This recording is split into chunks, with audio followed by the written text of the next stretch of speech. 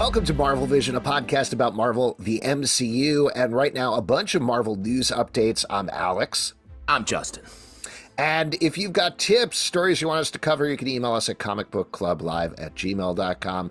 Let's kick it off with a big piece of news from the number one scooper. You know them, you love them, the U.S. Copyright Office.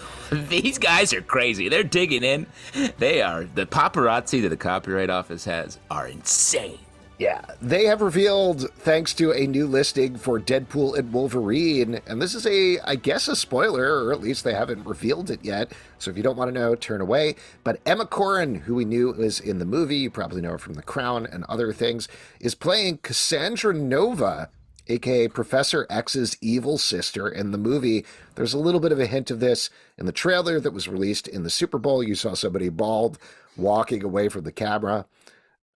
Yes, you look like you're ready to jump in and talk Cassandra Nova. Go ahead. Well, I was going to say, if that's Cassandra Nova, then with the person that is in the Doctor Doom, everyone was like, is that Doctor Doom in the Deadpool trailer?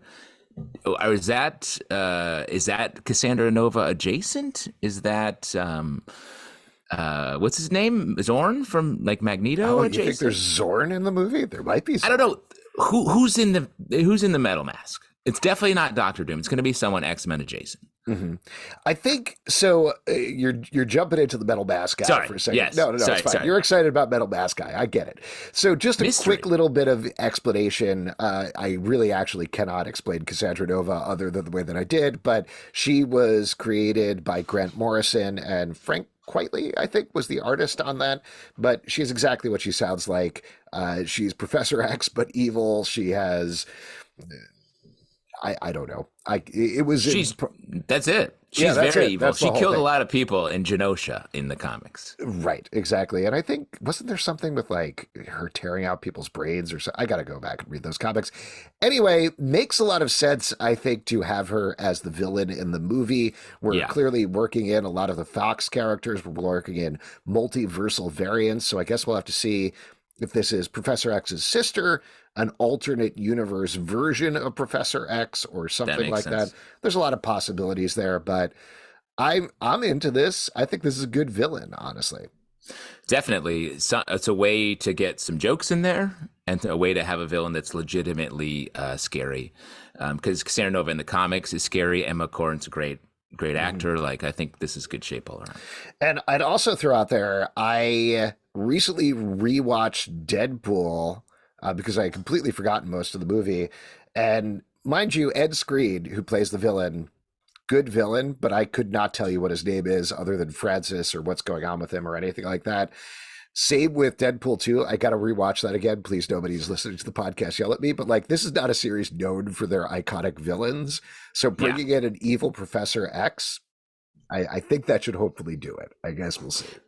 Well, especially since all the rumors are surrounding what we're going to be seeing in general in this movie. I think this movie's set up to be just like a grand takedown of all that's come before, if that makes sense. And to get into the Man in the Iron Mask thing, I don't think that is anybody, is my guess. I think that's just a flunky who is existing in the void. It certainly seems like a flunky. Yeah. A goof? A goon? A goon. A hench person? Yep, that's it, I think. You're telling me you're including a random dude in the trailer as a huge trailer? Looks cool. I don't know. I think we're going to see a lot of the different Fox characters and a lot of the different actors throughout the movie. That's clearly been hinted. We've seen some of them already with Pyro. We know Jennifer Garner is going to be back as Elektra. So I think we're going to get a lot of that heady stew of the Fox stuff hanging out in the void that we originally saw in Loki. But Deadpool is going to interact with them. How Cassandra Nova works into the mix, I don't know. I'm just saying, you got Cassandra Nova. Zorn's right there. He's right next door. Everybody loves Zorn. Everybody loves Zorn. Metal Mask. There you go. It writes itself. I mean, they could do, this is a big spoiler for the same comic books from Grant Morrison, but one of the best reveals in comic book history is they introduced this character named Zorn, who has a metal mask. He has some sort of undefined powers, and I want to say about 20 issues in, he takes off the mask and it turns out to be Magneto. So amazing. Absolutely, they could do the same thing in this movie. Why not? I Anything think could that would be a great reveal, and it'd be funny, especially if Deadpool's like, "Whoa, who are you?" If he doesn't know him or something. Like, there's a million ways to handle it. That's great. Yeah. Next up, this is going back a little bit, but we're doing some catch up here. Obviously, we covered Madam Web last week on the podcast, so doing a little bit of news catch up as we go. Hollywood Reporter dropped a big Marvel breakdown of what's going on, and I'll throw out a couple of news items that came out of that story. Darkhold Diaries. This was actually I would frame it as like a Marvel reclamation project. Where they're like, "Woof, Marvel had a bad year. Things looking up now. Here we go." Yeah. So Smart. here's the things that are looking up. Darkhold Diaries had 5 days of reshoots scheduled. They only used one of them, and they were done. Great flex. Who needs it? There you go. You don't even want to pick up one shot on something else for those 4 days? Okay. Do you feel like maybe they got home and they're like, "Wow, we really nailed that"? Oh no! Oh, we forgot 4 days of scenes. Oh god. I mean, it's crazy to get money for a week of work and then be like, nah, not interested. Unless they're like, let's take that other 4 days and throw that money into the special effects or something. I honestly would do a pizza party for the cast and crew. Like that's always. Hey a nice guys, thing. you've earned this. There's nothing production people like more than pizza. So like, definitely. That's what I'm saying. Classic boss trick. Next up to writing things, Eric Pearson, who previously did polishes on Thor Ragnarok and I believe wrote, I think he has the main writing credit now on Black Widow, is doing a polish on Fantastic Four. Joanna Callow, who was one of the main folks behind The Bear, is apparently working on the Thunderbolts script, which of note, Thunderbolts, according to Florence Pugh, has already started filming. So she's got a Joanna Callow better Hurry up. Maybe we should get those 4 days from Darkhold Diaries and move them over. Yeah, that's what's crazy when it's people are like, we're shooting, and someone else is like, I just got the script, I'm going to do a pass. It's like, huh? That's not how. No way. I mean, but that's exactly what happens all the time. But that's fine. This is, I think, Marvel going back to their thing of getting a bunch of, and I don't say this dismissively, but like old reliables to come in and punch up the script. People who know what they're doing can actually give it some sort of shape. Well, and let me, just to break down these two writers, like it sounds like Eric Pearson feels like he could be doing a straight punch pass, which would be like taking jokes, adding jokes, boosting things up, being like, oh, what if we switch this around here, it would land really much funnier. That's great. That's often something that's done last in my experience. So like totally fine, totally normal to be doing a punch pass at this point. And then as far as The Bear, that could be similarly a punch pass, or perhaps like, hey, let's clean up these emotional arcs a little bit, add some more stakes at different points, especially someone like Joanna Callow. The Bear is unbelievable at adding stakes and emotional stakes in a very concise fashion. Perfect writer to bring in. Bear season 3 just announced. This is Marvel news. Not really. June. Can't wait. I can't wait either. I also hope in Thunderbolts they had a scene where Bucky is throwing forks at Red Guardian. I think that would be very fun. Easy, yeah. And everyone says yes, chef, as like, and looks at the camera. Sweet. And last but certainly not least, out of this Hollywood Reporter part, we kind of knew this already, I think, but apparently, according to them, Marvel is officially dropping Kang from the Kang dynasty. They were very careful to mention the story, things that we've already talked about here on the podcast, that Marvel said, no, has nothing to do with Jonathan Majors. We saw the reaction to Quantum Mania. We were already moving away from Kang, which is, of course, why Kang was the main feature of Loki Season 2. And the movie's called The Kang Dynasty is a big clue that they weren't moving away from him. But they're moving away from that and are not going to be doing, at least not calling it Avengers The Kang Dynasty anymore, and maybe moving away from Kang as a multiversal villain as a whole. We've talked about this a lot, but what are your thoughts here, Justin? Big knock for Kang Gang. Kang Gang is having a tough season in general, but I think this is good. Leaving the Jonathan Majors stuff aside, I think they spent too heavily. They invested too heavily in Kang, and the investment was just not paying off. I think from a storytelling perspective, they just used him too much for him to be an exciting villain. It doesn't work in the same way that they did with Thanos, where we just got little pieces that built towards something awesome. We had Kang. We saw him. He lost multiple times. That's not exciting for us going forward. Totally agree. But on the opposite end of the spectrum, there's been a lot of rumors and talks about Colman Domingo potentially getting cast as Kang, jumping into the part left vacant by Jonathan Majors. So he talked a comic book about this during a recent interview. Here's what he said. I know what you're going to ask. You're going to talk about the MCU. It's funny how people are online talking about this the moment it started happening. Literally, I think I was on my couch and I was like, what rumor? Who? Where's this coming from? I just didn't think about it. The next day I woke up. It's everywhere. You know, listen, my team has had conversations with Marvel about some aspect of the MCU for years. Do I know this to be true or not? I actually don't know. I feel like my team doesn't bring me something unless it's real, so I don't know. I could be in conversation, but I'm not sure. I would welcome a conversation around it. I think no. I mean, this feels like something that people are like, wouldn't it be cool? Colman Domingo's having an epic season right now. So I think, I think it, also like replacing Kang is clearly not, I think not what they're doing. So like, I doubt it. I just doubt it. I love Colman Domingo. I've interviewed him multiple times for Fear the Walking Dead in particular, and he is a delightful, lovely man. Like you said, he is on a career upswing. This gets back to something we were talking a couple of weeks ago. I don't think he needs Marvel right now. You know, I think that's the big thing is like him jumping into a part vacated by Jonathan Majors, even though he would crush it. He would be great. He is a terrifying villain when he wants to be. He doesn't need to do that. He has so many other things in his life that he's doing, other parts that he's doing that are better and more lauded. It's not necessary. Yeah, I agree with you. And I think his upswing is continued. It's not even done. I think he's about to have another peak, I think, in the next year or two. For sure. So Aman Vellani apparently has been, quote, assured Miss Marvel will return. This was an interview with Polygon. The full quote is, I have been assured, so that feels good, but there's no more assurance than that. They give me breadcrumbs and I try to make a meal out of it. You're telling us, sister. Yum, yum. Breadcrumb pie again. News quote podcast. Love breadcrumbs. They're so tiny. You get to taste everyone. Yeah.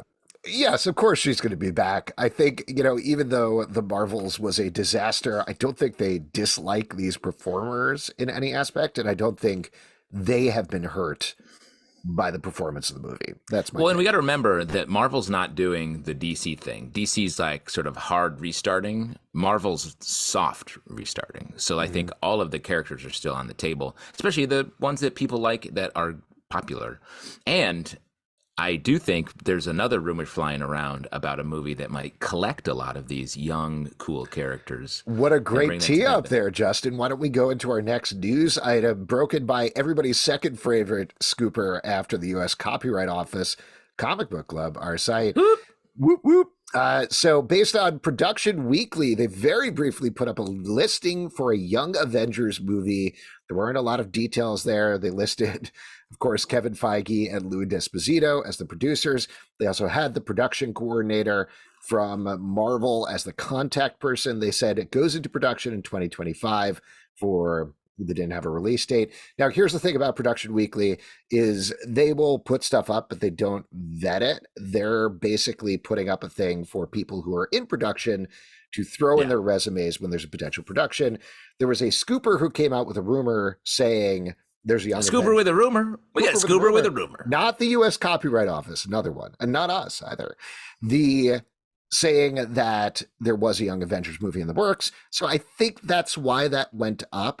So very much like enormous grain of salt with this, but also, of course, they have a Young Avengers movie in development. It's the most obvious thing. Like we've been literally teed up for it at the end of the Marvels. So like, and it's all the characters. The Thunderbolts train was slowly collecting everyone, and then the Young Avengers train is doing that same thing. So like, and Thunderbolts is happening. So. Well, let me throw something out at you. This is purely a theory on my part, but assuming that Young Avengers is in some stage of development, even though we haven't heard about a director, we haven't heard about a writer or anything like that, but we do know these stars are around and are eager to do it. It was teased at the end of the Marvels.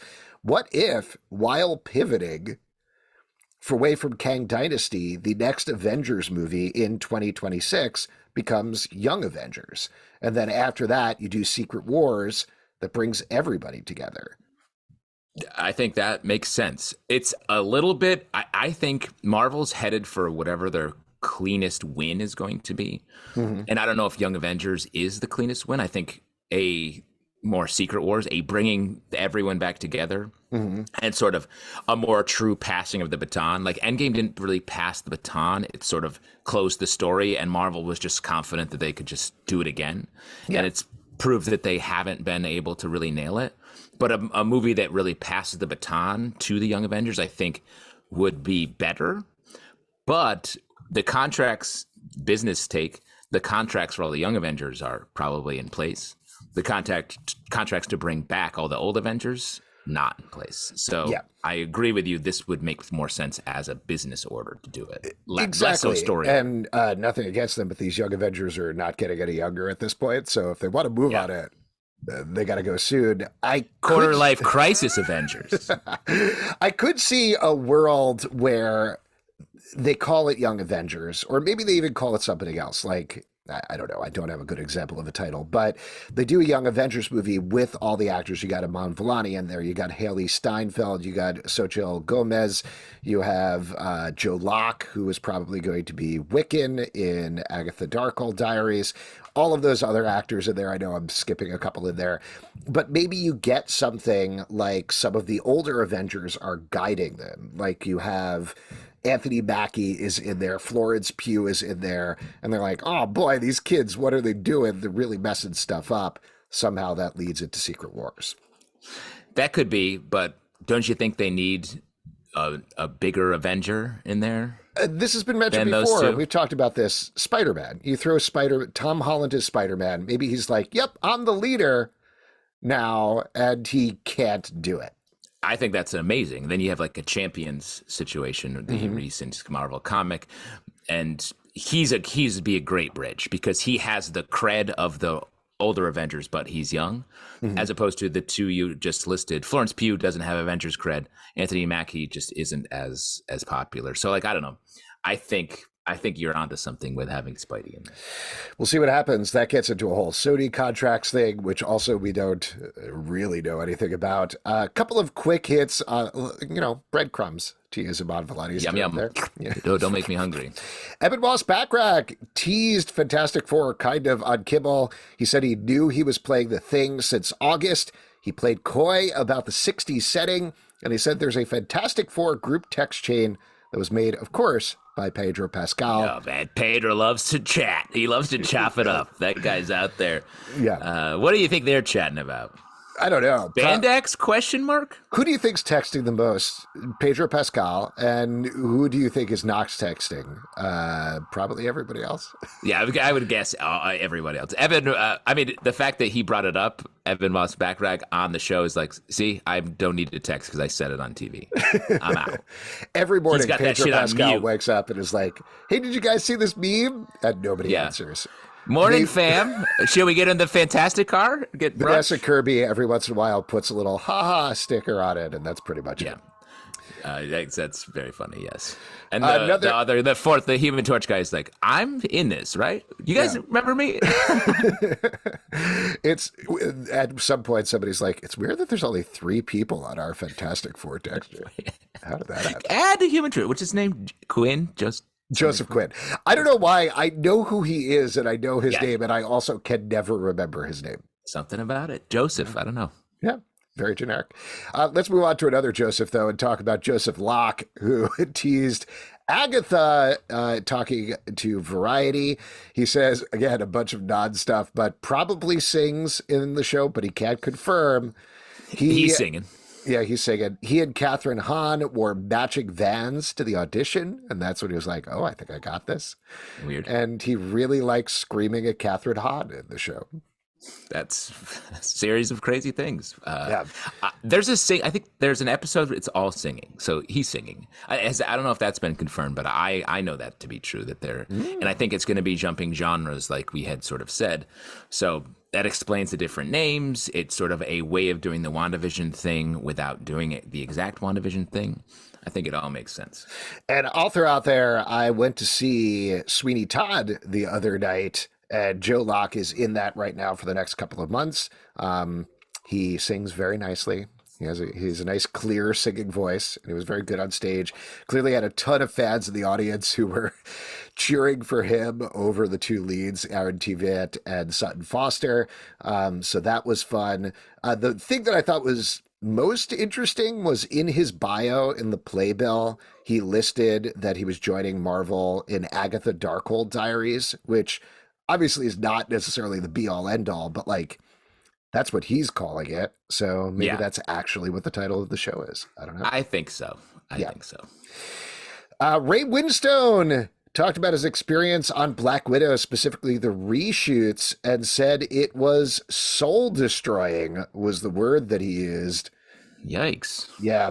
He specifically talked to Radio Times Magazine and said it was fine until you have to do the reshoots. Then you find out a few producers have come down and your performance is too much. It's too strong. That's the way Marvel works. It can be soul destroying because you feel like you're doing great work. I actually said you ought to recast it because that was it for me. And you end up doing it again because you're contracted to do it. Otherwise, you end up in court and it's like being kicked in the balls. Yikes. That's some intense criticism, I would say. Yeah. Yeah. I mean, at the same time, he's like, saying he doesn't like somebody telling him his performance was bad, which I understand. Normal. I also don't like that. Yeah, true. Hey, we're doing reshoots on this podcast as well right afterwards, Alex. Oh, no. You're doing a little too much. Oh, no. No. I got to modulate my performance more. A couple of other quick ones we'll throw out at the end here. There was a story, again, in the Hollywood Reporter inside Madam Web's collapse, which I was like, where did you get this information from? Literally anywhere. But according to an industry veteran, we're not going to see another Madam Web movie for another decade plus. I love that. Way to talk about modulating. 10 years we'll revisit. Yeah. Absolutely. And the other one, which was really crappy, another veteran studio source says, I don't know if women are enough to carry the box office here. I saw some very apt criticism of like, no, if anything, it's on men who are assholes to stop being assholes about it and go see these movies they want. Also, stop blaming audiences. Like, they see things or not. There are people who jerks, but like, I don't know. I don't like also, it's just like, I don't know.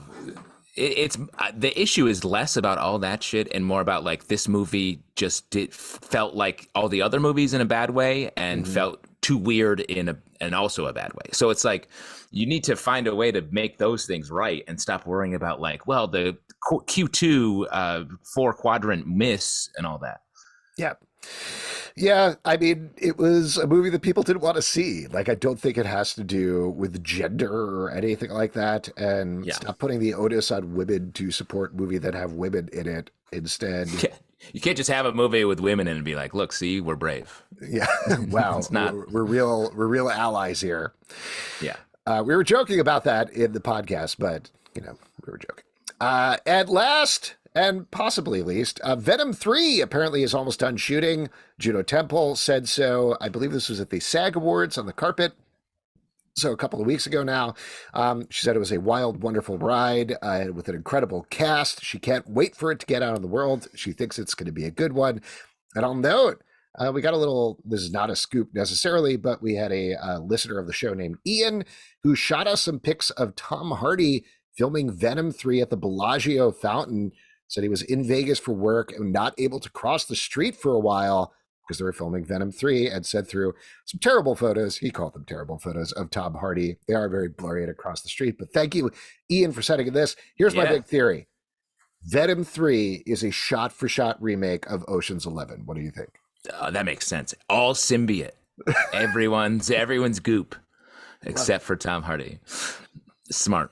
Yeah, I mean, I'm ready. Let's see. Venom 3, will it work? Who knows? I guess we'll find out at the end of this year. And for all of you out there, if you got tips or stories you want us to cover, you can email us at comicbookclublive@gmail.com. Also, we do a live show every Tuesday night at 7 p.m. to Facebook and YouTube coming out. We would love to chat with you about Marvel stuff.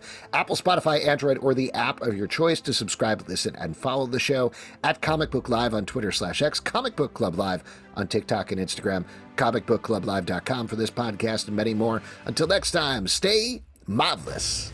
We'll see you at the copyright office, lighting that shit up for all the rumors.